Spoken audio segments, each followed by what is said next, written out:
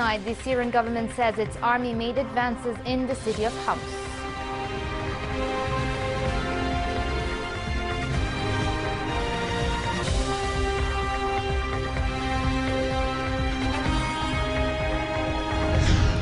Turkey identifies a member of Daesh as being responsible for the suicide bombing in Istanbul that killed 4 people.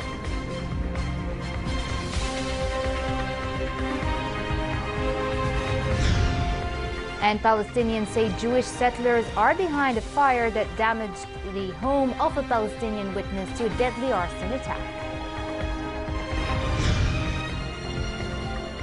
Good evening and welcome to a new edition of the news. Jordan condemned the terrorist attack in the Egyptian city of El Arish yesterday that killed 13 on-duty policemen and injured 12 others. State Minister for Media Affairs and the government spokesperson Mohammed Al-Momani said Jordan strongly condemns the terrorist and cowardly attack against the Egyptian policeman, which aimed to destabilize the country. The minister reiterated that Jordan rejects all forms of terrorism and extremism that seek to wreak chaos and undermine the stability of the country.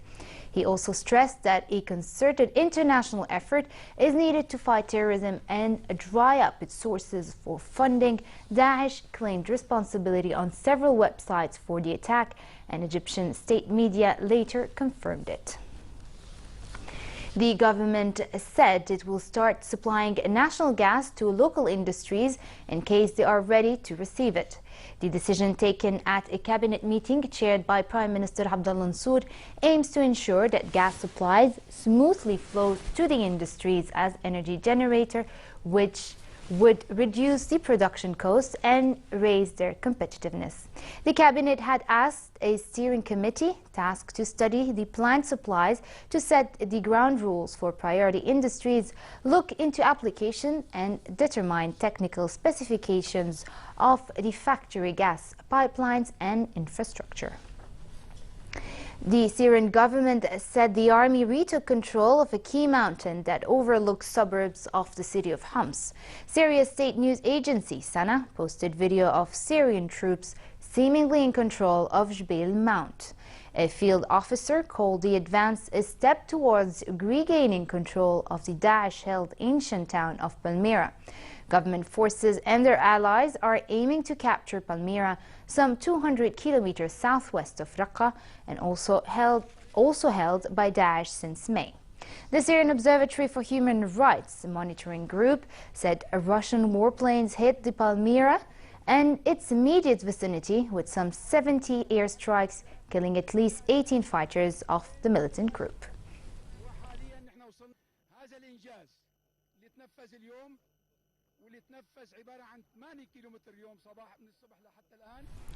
About 300 Syrians crossed to Jordan in the past 72 hours as the flow of people displaced by the Syrian war continued. A source at the Jordan Armed Forces Arab Army Command said border guards received 296 refugees who crossed from various points on the frontier, offering them escort and the necessary aid. It said all refugees, including sick people who were treated by Royal Medical Services personnel, were transferred to refugee camps. A soccer derby between 2 Turkish teams scheduled for this evening was postponed and fans evacuated after the Istanbul governor's office warned that serious intelligence was obtained about a potential security threat. The cancellation of the match came a day after a suicide bomber killed himself, 3 Israelis and an Iranian in an attack on Istanbul's most popular shopping district. 36 more were wounded in the attack, including 11 Israelis. President Tayyip Erdogan vowed in a speech in Istanbul that Turkey would never surrender to the agenda of terror. Meanwhile, Interior Minister Efkan Ala announced that a Turkish member of the Daesh militant group was responsible for Saturday's Istanbul bombing. The minister identified the bomber as a man born in the southern province of Gaziantep. He said 5 people had been detained so far in connection with the bombing. Israeli Prime Minister Benjamin Netanyahu has said Israel is trying to determine whether the Israelis were deliberately targeted. A fire damaged the home of a witness to an arson attack by Jewish ultra-nationalists last July that killed a Palestinian toddler and his parents in the Israeli-occupied West Bank. Ibrahim Dawabshe, a relative of the three victims, said he and his wife were sleeping in their bedroom in the Palestinian village of Douma when they were jolted awake by the sound of breaking glass followed by flames. Both escaped unharmed, but the fire caused extensive damage. Dawabshe told reporters he saw two black-clad figures wearing masks running from the scene of the nighttime blaze. An Israeli police spokeswoman said an investigation was underway. Akram al-Joub, the Palestinian governor of Nablus district, accused settlers of setting the fire. He said Dawabshe was the main witness of July's deadly arson attack.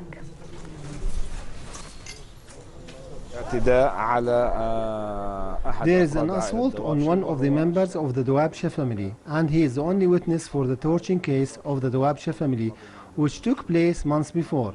And this is a clear indicator and message from the settlers that they have security and stability. They move with the protection of the Israeli army. They can reach to any Palestinian house and can execute any crime. Last night's arson attack in Douma came as the occupation army killed more Palestinians. Mourners held a funeral procession in the village of Beit Fajjar for two men shot dead by Israeli forces on Thursday after allegedly stabbing an Israeli.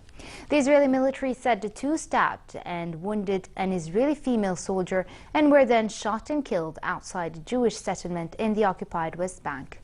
The Israeli authorities released the men's bodies to their families earlier today. Since October, Israeli forces have killed at least 189 Palestinians, while 30 Israelis died in attacks. Several hundred Christian worshippers attended Palm Sunday processions in Jerusalem on the day that marked the start of Holy Week, which ends on Easter Sunday. The faithful in Jerusalem waved palm fronds and branches commemorating the day the Bible says Jesus rode into Jerusalem to the cheers of the crowds the week before Christians believe he rose from the dead. Palestinian Christians, worshippers, pilgrims and tourists, accompanied by marching bands and clergymen, marched down the Mount of Olives while holding palm branches and chanting hymns. The procession ended at St. Anne Church within the old city's wall.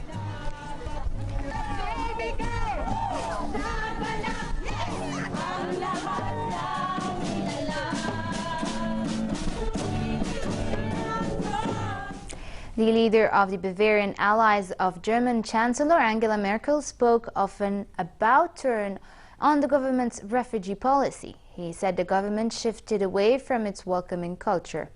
And a prominent figure in the Bavarian sister party of Merkel's Conservatives said a deal the EU struck with Turkey on Friday could lead to Kurds heading to Germany en masse. The deal provides Turkey taking back all illegal migrants who cross the Aegean Sea to Greece, while the EU accepts an equal number of Syrian refugees directly from Turkey and gives the Turks funds. However, the deal did not deter refugees trying to reach Western Europe. Here's more. The sun rises on the first day of an EU deal designed to stem the migrant crisis in Europe. But still the boats come, the migrants undeterred. They continue to land on the Greek island of Lesbos, headed for Europe, and what they hope is the beginning of a new life. My wife and my son and Germany. Okay, I want to go to Germany. But their celebrations may be short-lived. Under the accord which went into effect Sunday, all migrants who arrive in Greece illegally by sea via Turkey will be sent back to Turkey, leaving these migrants uncertain about the future. I work very hard work in Turkey. I collect the money I come here 5 days. I go back to Turkey. It's very dangerous and very not good.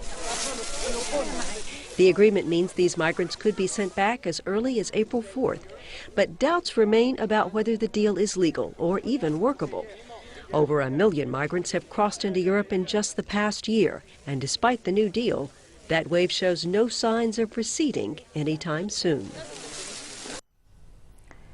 Back here at home, the General Secretariat of the Higher Council for Science and Technology announced the winning projects of Al Hassan bin Talal Award for Scientific Excellence. This year's prizes were allocated to vocational and technical training institutions. The first, worth 7,000 dinars, was granted to Jordan Applied University College of Hospitality and Tourism Education. The second, a 5,000 dinar award, went to the Vocational Training Corporation, while the third, a 3,000 dinar prize, was shared between Arwa bint Abd al-Muttalib Comprehensive Secondary School for Girls in Al-Karak and Wadi Sir Training Center. 20 applicants from 7 vocational and technical education institutions had applied for the award. The winners will be honored at a ceremony that will be held under the patronage of His Royal Highness Prince Al Hassan, President of the Higher Council of Science and Technology, on April 7th at the Royal Cultural Center. U.S. President Barack Obama departed for Cuba for a historic visit, venturing into what was once enemy territory. The 3-day trip, the first by a U.S. president in 88 years, was unthinkable until Obama and Cuban President Raúl Castro agreed in December 2014 to restore ties. Here's more. The streets of Havana making way for an historic visit by U.S. President Barack Obama. Cubans are preparing to welcome Obama when he arrives on the island nation on Sunday, the first such visit by a U.S. president in 88 years. Obama brushing up on his Spanish in a phone call with Cuban comedian Panfilo. Welcome signs with images of Obama alongside Cuban President Raúl Castro have gone up in Old Havana. Obama will tour the city shortly after landing on Sunday. He and Castro are due to meet on Monday. A state dinner is planned for that night. Obama will then give a speech on live Cuban TV on Tuesday and attend a baseball game between the Cuban national team and Florida's Tampa Bay Rays. Cubans are hoping the groundbreaking visit will usher in positive changes like the end of the embargo. At least 13 people were killed when a bus carrying foreign university students crashed midway between Spanish cities of Valencia and Barcelona. 8 of the 43 passengers had also been seriously injured. The students were from at least 19 countries, and many were part of the Erasmus exchange program between European universities. The bus carrying 61 passengers was driving away from Valencia on the last weekend of the Fallas festival, known for its big fireworks display. Catalonia's regional interior minister said the cause of the accident was not immediately clear, but was most likely due to human error.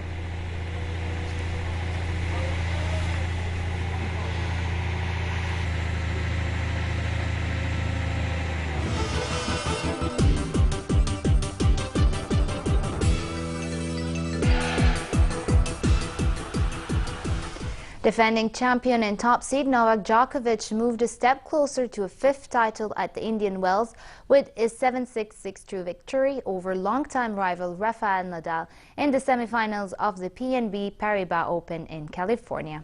After a protracted encounter that lasted nearly 2 hours, Australian Open champion Djokovic booked his place in Sunday's final, where he will meet Canadian Milos Raonic, a 6-3, 3-6, 6-3 winner against Belgian David Goffin. Nadal came under increasing pressure to hold serve in the second set as Djokovic dominated their baseline exchanges, and the Spanish finally cracked in the 6th game when he dumped another forehand into the net to trail 2-4. Game, set, and match. Rounding. 2 sets to 1. 6-3, 3-6, 6-3. Nico Rosberg won a dramatic Australian Grand Prix for Mercedes after Ferrari's challenge was squandered by a bungled tire strategy, and Fernando Alonso walked away from a spectacular crash that reduced his McLaren to a wreck. Rosberg's 15th career victory was also his 4th in succession after the German won the final 3 race of last season. His teammate Lewis Hamilton finished second, 8 seconds behind after recovering from a chaotic start, that pushed the defending world champion back to 6th at the first turn.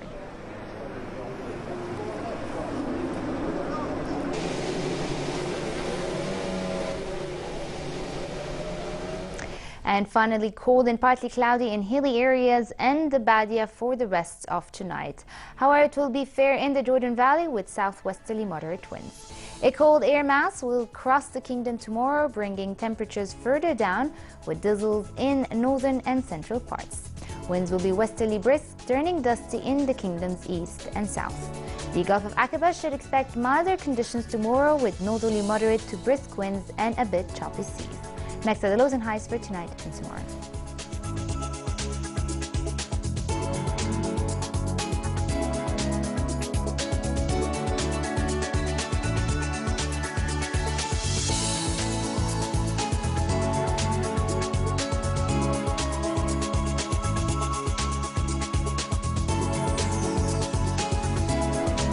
And to end the news, here's a recap of our top stories. The Syrian government says its army made advances in the city of Homs.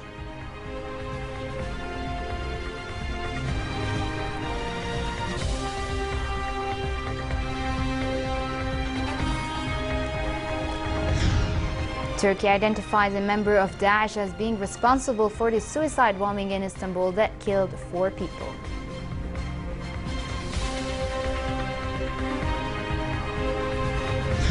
And Palestinians say Jewish settlers are behind a fire that damages the home of a Palestinian witness to a deadly arson attack.